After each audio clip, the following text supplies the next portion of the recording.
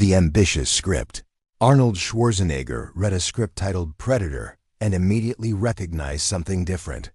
This wasn't standard action movie, it was science fiction horror with action elements, psychological warfare against unseen enemy, exploration of masculinity and violence wrapped in creature feature premise. The story: elite military rescue team sent to Central American jungle, hunted by alien warrior using advanced technology and treating humans as prey. As team members are killed one by one, survivors must adapt from hunters to hunted, ultimately forcing confrontation with enemy that outmatches them technologically and physically. Arnold was intrigued. His action films typically featured him as unstoppable force. Predator would show his character vulnerable, outmatched, surviving through intelligence rather than superior firepower. It was evolution of action hero archetype from invincible to resilient. Director John McTiernan pitched vision combining combat realism with creature horror, shot on location in actual jungle to maximize authenticity and physical challenge. The production would be grueling months in remote Mexican jungle, extreme heat and humidity, dangerous terrain, practical effects requiring close interaction with challenging environment. Arnold's co-stars would be ensemble of physical actors: Carl Weathers, Jesse Ventura, Bill Duke, Sonny Landham, men who could credibly portray elite soldiers. The casting emphasized physicality over traditional acting credentials, creating a team that looked genuinely military. Everyone involved understood this would be difficult production. Nobody realized it would become one of cinema's most notorious endurance tests, breaking cast and crew physically and psychologically while somehow producing action classic. The Jungle Hell filming location: Palenque, Mexico. Dense tropical jungle in Chiapas region near Guatemalan border. Spectacular scenery. Brutal conditions.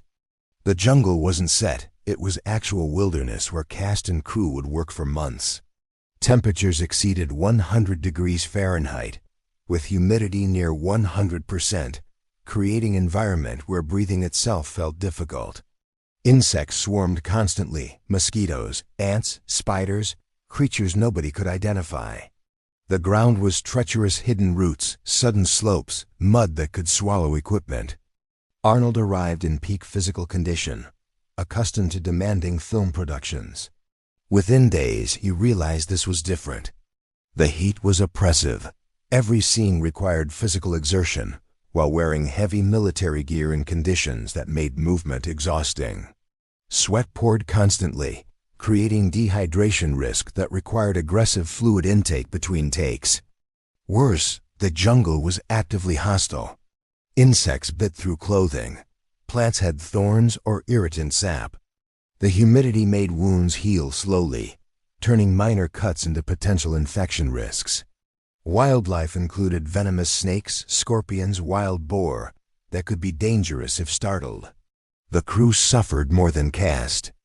Camera operators worked in extreme heat while carrying heavy equipment through difficult terrain.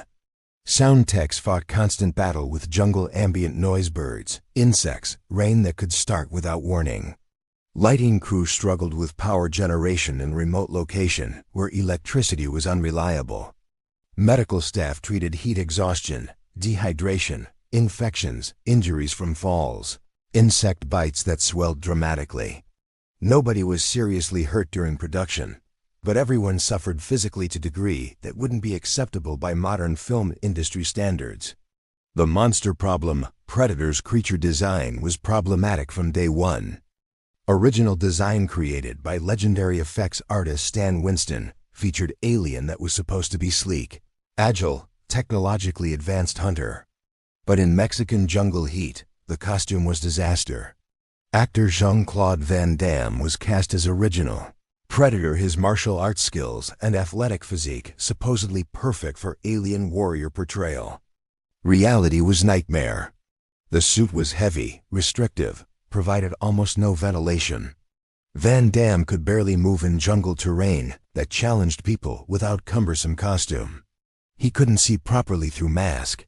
The heat inside suit was dangerous, risking serious heat stroke.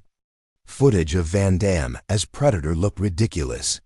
The creature seemed awkward rather than threatening, more comedic than horrifying. The entire concept wasn't working. Van Damme was fired. Production shut down for redesign. Stan Winston returned to drawing board, creating iconic Predator look we know today. Larger creature, dreadlock-like appendages, mandibles, biomechanical aesthetic. Kevin Peter Hall, seven-duo actor, replaced Van Damme, providing physically imposing presence Winston's new design required.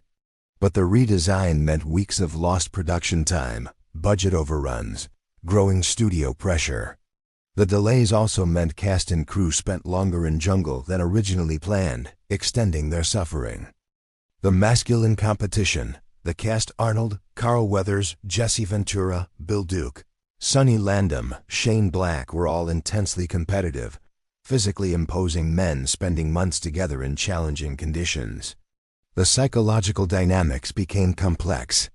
Arnold and Carl Weathers had previous tension from Conan auditions, where Arnold had beaten Weathers for role. Now they were co-stars, playing characters with friendly rivalry. Off-camera, genuine competitive dynamics existed. Both were charismatic. Both wanted to be scene stealers. Both were accustomed to being dominant male presence.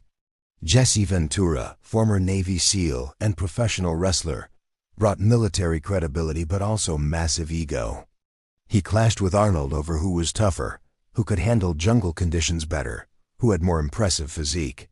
The competition was mostly friendly but had ed. Shane Black, playing minor role but primarily on set as screenwriter, later described the testosterone-fueled environment as simultaneously fascinating and exhausting. These were alpha males constantly jockeying for dominance through physical challenges, endurance tests, displays of toughness. Arnold typically won these competitions through combination of superior conditioning and refusal to show weakness. Even when exhausted, injured, or sick, Arnold maintained performance and never complained publicly. This set standard that pressured other cast members to match, creating environment where admitting physical difficulty became weakness. The dynamic pushed everyone to exceed safe limits. Heat exhaustion was dismissed as weakness. Injuries were downplayed. The masculine competition that served the film as themes about warrior culture also created dangerous off-camera situation where nobody wanted to be first to quit. The director's vision, John McTiernan, demanded authenticity that made production harder than necessary. He insisted on real jungle rather than controlled set. He wanted practical effects rather than safer studio work. He pushed for physical performances that required actual exertion rather than faking intensity. This commitment produced incredible results. Predator's jungle sequences feel genuinely oppressive. The cast's exhaustion reads as authentic on camera. The practical effects have weight that CGI struggles to replicate. McTiernan's uncompromising vision created action classic. But his approach also meant cast and crew suffered more than if production had prioritized safety and comfort over authentic aesthetic. Modern film productions wouldn't accept the working conditions Predator required: insurance, union rules, safety standards would prohibit or significantly modify such grueling location work. McTiernan himself nearly collapsed from heat multiple times, pushing himself as hard as he pushed cast and crew. He wasn't sadistic director demanding others endure what he avoid. He was in trenches suffering alongside everyone. But this didn't make conditions acceptable by modern standards. It made production cult of shared suffering where complaining meant weakness. Everyone was miserable, everyone was in pain, and nobody would admit it. The breaking points. Several cast and crew members reached genuine breaking points during production.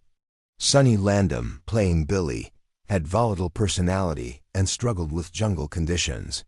He required handlers specifically assigned to manage his behavior and prevent incidents. The isolation and stress exacerbated his temperament, creating tensions with cast and crew. One crew member suffered severe heat stroke, requiring hospital evacuation. Several others had infections serious enough to require medical intervention and temporary removal from location. The production schedule had to adjust repeatedly for medical issues. Arnold himself, despite maintaining tough exterior, dealt with illness during filming. He has mentioned in interviews having dysentery, painful intestinal condition, requiring frequent bathroom access in jungle, where bathrooms didn't exist. He shot action sequences while genuinely sick, hiding condition from cast and crew to maintain leadership position. The final battle sequence between Arnold and Predator required both actors to work in mud pit for days. The mud contained bacteria, insects, unknown organic matter. Both developed skin issues and infections from extended exposure. Multiple cast members have described Predator as toughest physical experience of their careers, harder than any military training, more demanding than any other film. The shared suffering created genuine bonds, but also lasting physical consequences several actors dealt with for years. The creative breakthrough. Despite or perhaps because of brutal conditions, Predator produced several creative breakthroughs that wouldn't have occurred in comfortable studio environment. The jungle's hostility enhanced performances. Cast members weren't acting exhausted and afraid, they genuinely were. The psychological pressure of unseen enemy paralleled cast's experience of dangerous jungle environment. The team's bonding under stress read as authentic because it was. Key scenes emerged from improvisation forced by conditions. The famous "get to the choppa" line became iconic partly through delivery shaped by Arnold's genuine urgency to finish scene and escape heat. The finale's mud camouflage sequence worked because Arnold was covered in actual jungle mud, not clean theatrical makeup. The Predator's thermal vision was enhanced by jungle's temperature variations. Heat signatures captured on camera had complexity that studio couldn't replicate. The environment became character, contributing to film's oppressive atmosphere. McTiernan's cinematography captured jungle beauty and danger, simultaneously lush visuals that feel threatening rather than beautiful, emphasizing humans' vulnerability in nature's vastness. The aftermath when filming finally wrapped after months in Mexican jungle. Cast and crew were physically depleted, but bonded by shared experience. They'd survived something genuinely difficult, created art through suffering, proven toughness to themselves and each other. Arnold has called Predator one of his most challenging and rewarding film experiences. The physical demands exceeded any previous production. But those demands created performance and film that became action genre landmark. Carl Weathers, Jesse Ventura, and Bill Duke have all described production with mixture of pride and trauma. They survived something most actors never experienced: genuine hardship in service of authentic filmmaking. The crew members who remained with production despite medical issues and brutal conditions formed lasting friendships based on shared suffering. Decades later, reunions bring up stories of jungle hell they endured together. But there's also acknowledgement that such production wouldn't be acceptable today. Modern safety standards, insurance requirements, union protections would prevent or significantly modify such extreme location work. The industry has prioritized crew welfare over auteur vision and authentic suffering. The cultural legacy. Predator became action classic partly because its production values authentic jungle setting, practical effects, genuine physical performances created film that feels more real than contemporary action movies, despite science fiction premise. The creature design became iconic. The one-liners became cultural touchstones. The masculine warrior culture critique resonated while functioning as entertaining action spectacle. The film balanced smart science fiction concepts with visceral action sequences. But Predator also represents last era of action filmmaking, where physical suffering was accepted cost of authentic production. Modern films increasingly rely on controlled sets, CGI environments, safety protocols that prevent the kind of conditions Predator required. Neither approach is objectively superior. Safety matters, crew welfare matters, but there's also value in authentic location work and practical effects that CGI struggles to replicate. Predator captured something real by putting cast and crew through real challenges. The final assessment: the Mexican jungle broke everyone who filmed Predator. Physically, psychologically, Financially, the production exceeded acceptable limits by modern standards. Cast and crew suffered genuinely, creating conditions that wouldn't be permitted today. Yet from that suffering came action masterpiece. Film that feels authentic because conditions were authentic.